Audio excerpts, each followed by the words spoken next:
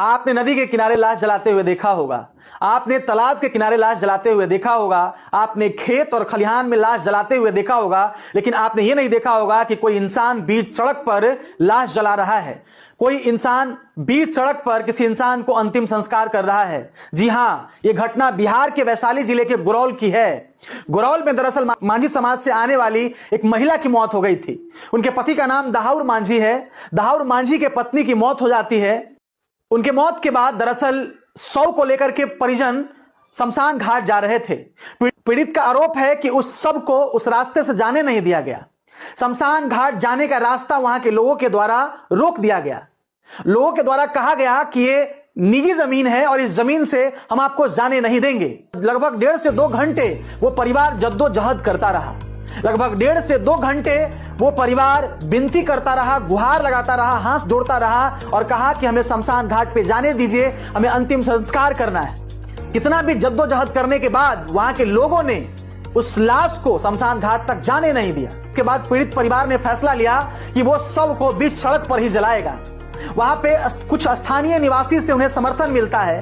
वहां के कुछ स्थानीय निवासी कहते हैं कि जब तुम्हें शमशान घाट जाने के लिए रास्ता नहीं दिया जा रहा है तो यहीं पे इस शव को जला दो। उसके बाद लकड़ी डालकर बीच चौराहे पर उस शव को जला दिया जाता है। कुछ लोग कह रहे हैं कि आजादी के 75 साल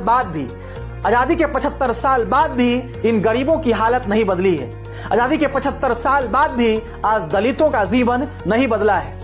आज भी उनके ऊपर सताव होता है, आज भी उनके रास्ते रोक दिए जाते हैं और आज भी उन्हें घोड़ी पर चढ़ने से रोक दिया जाता है।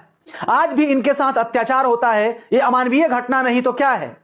पीड़ित परिवार ने आरोप लगाया कि पुलिस वाले को कॉल किया गया, पुलिस वाले को बुलाया गया, लेकिन पुलिस वाले ने कुछ नहीं कहा। पुलिस वाले दर्शक बन के रह गए।